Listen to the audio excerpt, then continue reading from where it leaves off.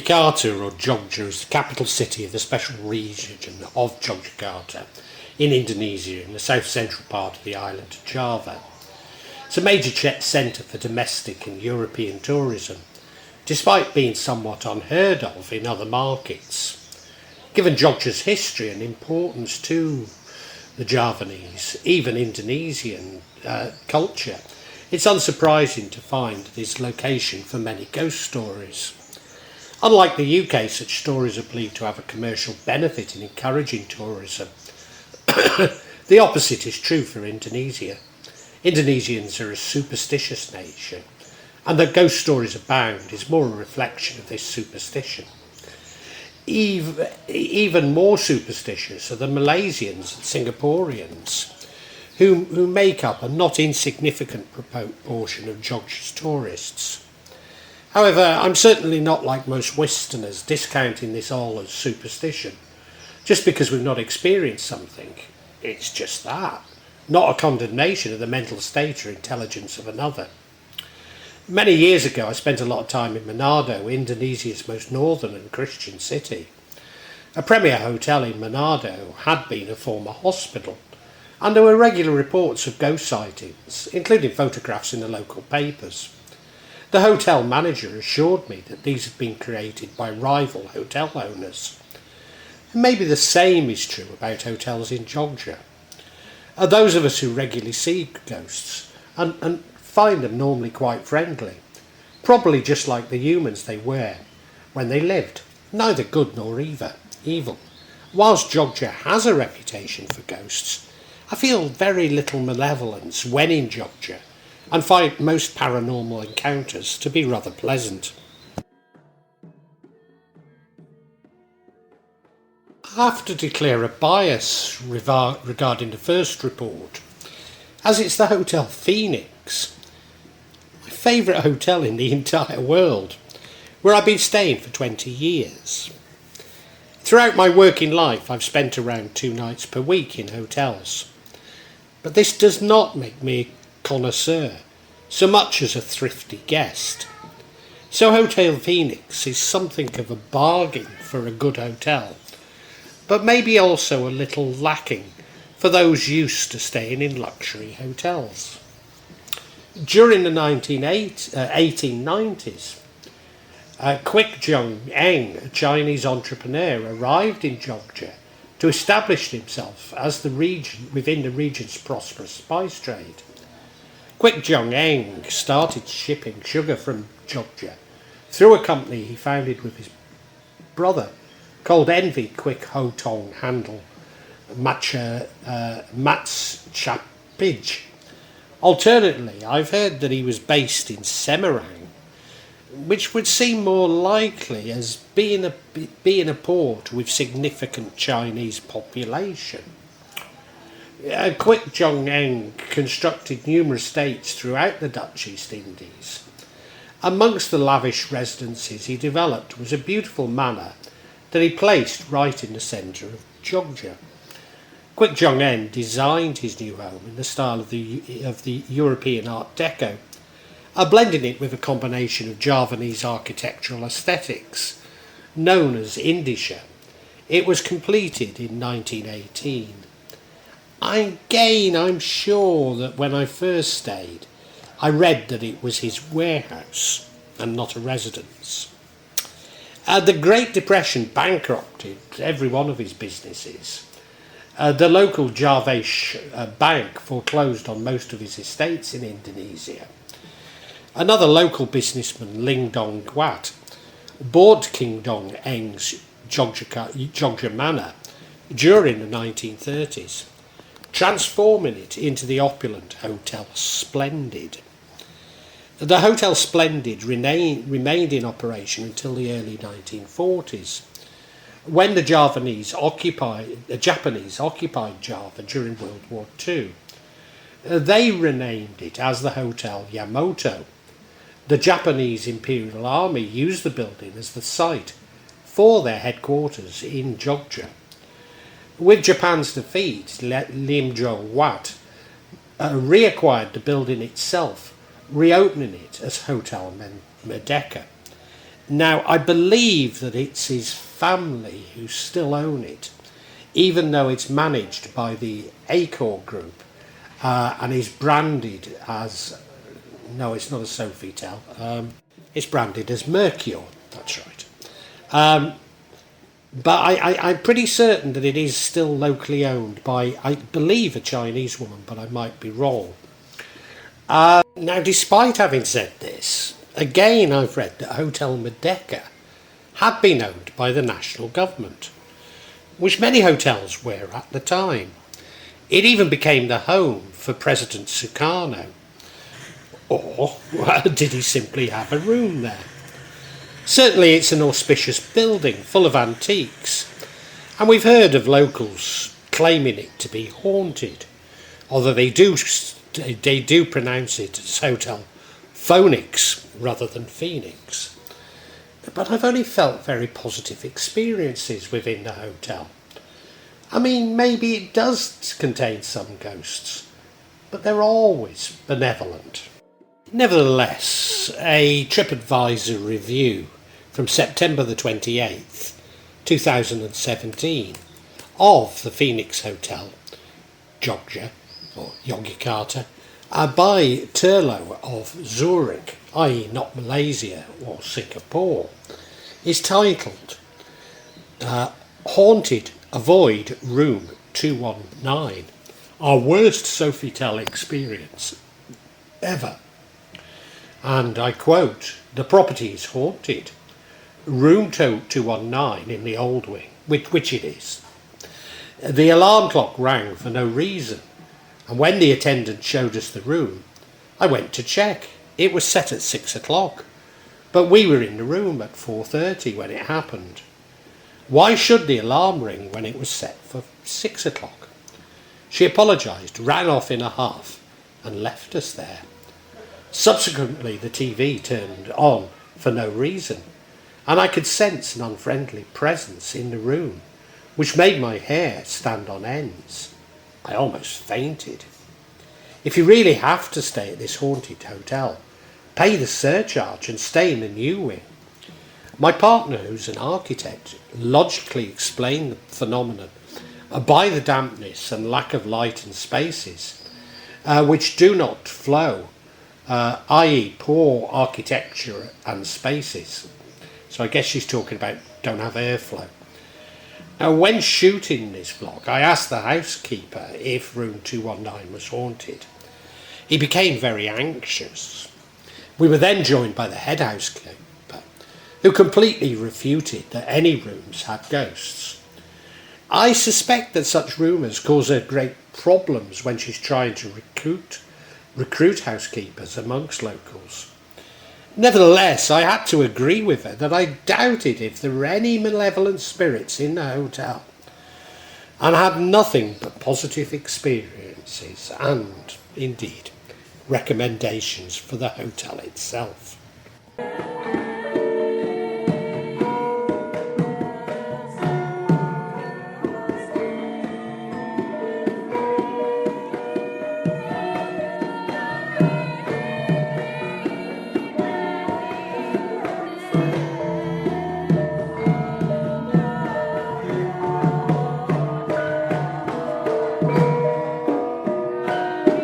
What I would say is the Hotel Phoenix is close to the Tuhu monument, where there is an old abandoned building known as locally as the Jefferson building.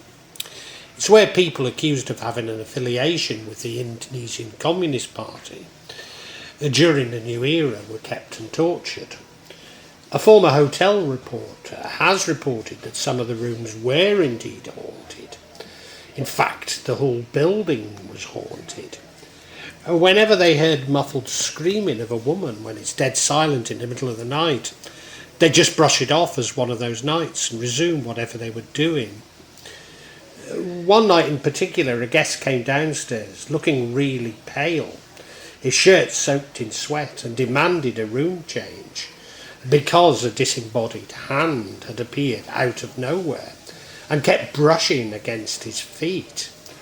He tried to brush it off as a vivid dream at first, but then at one point after the clock struck midnight, he felt something lifting up the sheets and gliding in underneath, right next to him in the dark. That's when he totally lost it and ran down out of his room in great terror. But the hotel was fully booked at the time, so he asked the bellboy in charge to accompany him to his room for the night and even offered to pay the latter. Of course, that's simply not allowed. There was nothing they could do, and he ended up sleeping on the couch in the lobby for the rest of the night. Sounds highly suspicious to me.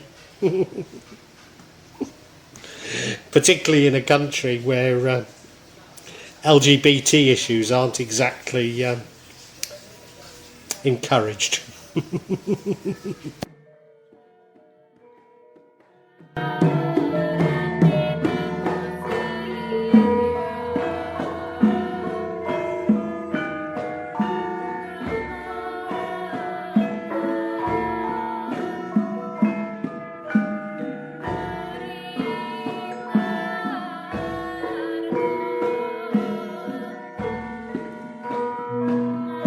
Now, despite all I've said about the Phoenix, the Grand Inner Malioboro Hotel is reputedly the scariest hotel in Jogja.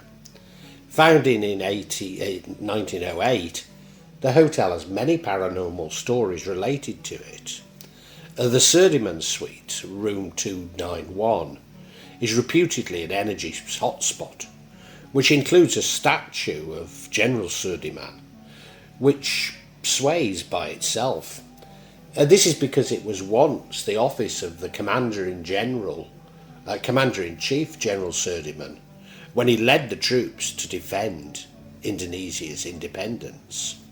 According to hotel employees and indeed visitors, the doors to room 911 and 912 often open by themselves, followed by a strange, scary sound. The strange sound is also heard by visitors staying in the next room. However, instead of making people run away in fear, this strange thing actually makes more people want to come and stay in this place.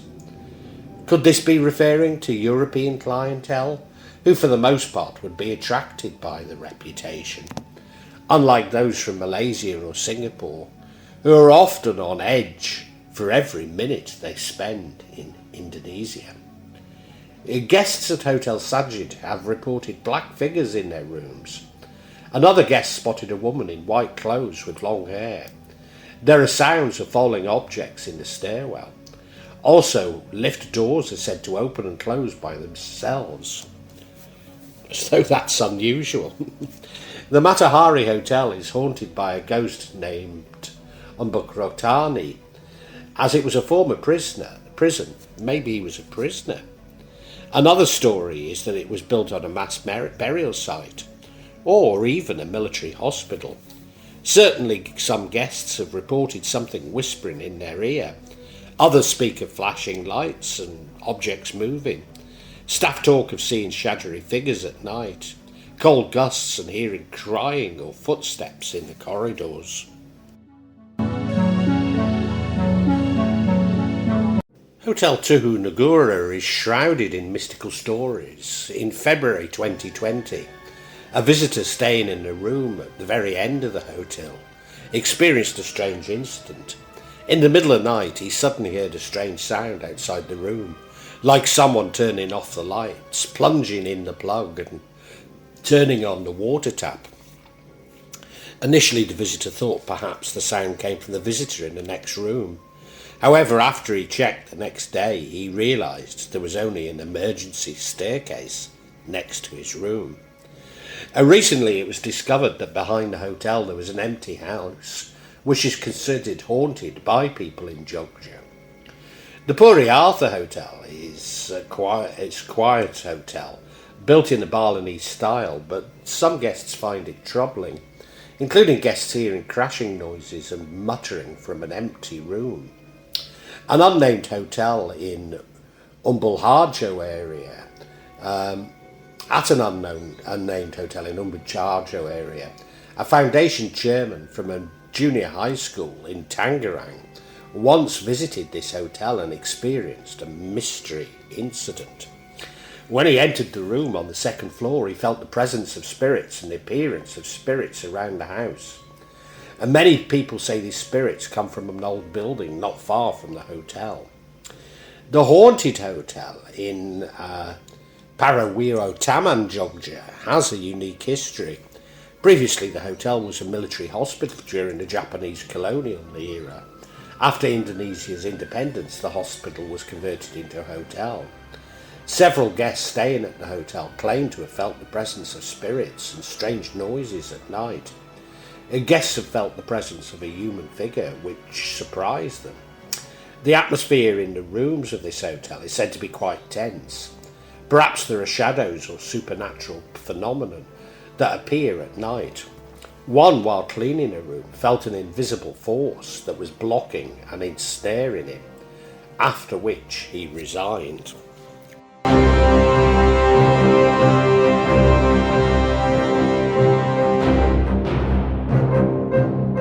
Villa Kaliurang, as the name suggests, is in the Kaliurang area.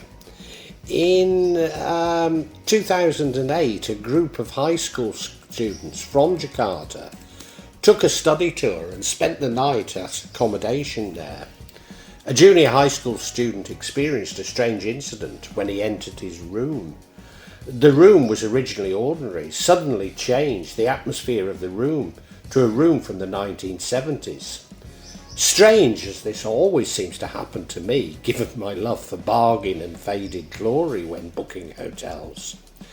Even the date on his mobile phone changed to September the 12th, 1977. After they left, the date on the mobile phone returned to normal. Not long after this incident, a student tried to take a photo of his friend who was posing in front of the room. When he checked the photos, they found an old lady suddenly appeared on his mobile phone screen. Several students even claimed that they regressed back to 1977. And how I wish for that myself, going every week on the train to Wigan Casino. Please excuse my cynicism, but this sounds exactly like an apocryphal, and not at all like my own experience of ghosts.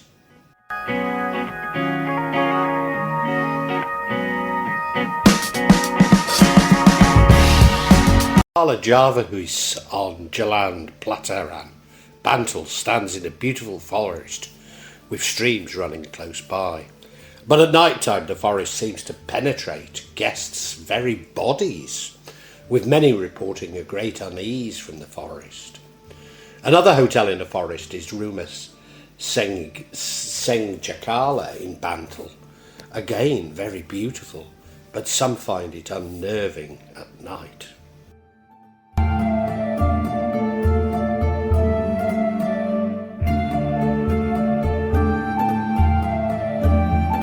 Ambarukmo Plaza is a mall in Jogja at Laksada Adiskuputo Street 80, in between Depok and in Depok district. It was once a warehouse for heirlooms for the Sultan. There are also orchards, stables and ponds that are considered sacred, perhaps because it's built on this sacred area. There are some horror stories that often occur in this place. Adjacent to the plaza is Hotel Royal Ambarukmo, built in 1964, although it has a facelift and gives the appearance of being much newer. It was once a guest house for palace residents. A room called the Blue Room is dedicated to Nia Rorokidal, the Queen of the Southern Seas. Do I believe this? Well, Nia Rorokidal's colour is green, not blue, admittedly an aqua green. So I doubt if the room would be blue. There certainly are rooms for Nia Rorokidal at the Grand Inner Samudra Beach Hotel at Palembang, and it's room 308, and the Grand Inner Bali Beach Hotel in Sanur, which is currently being turned into a luxury hotel. There could be another such room, but I've got to say it's the first I've heard of it. As I mentioned in the Ghosts of Yogyakarta, there was a worker who wanted to cut the grass in the front of the Matahari Hotel. Suddenly the grass couldn't be cut and the lawnmower died. Every worker was in a trance. Finally the machine and the place were given 7 kinds of flowers. Only after that could the grass be cut.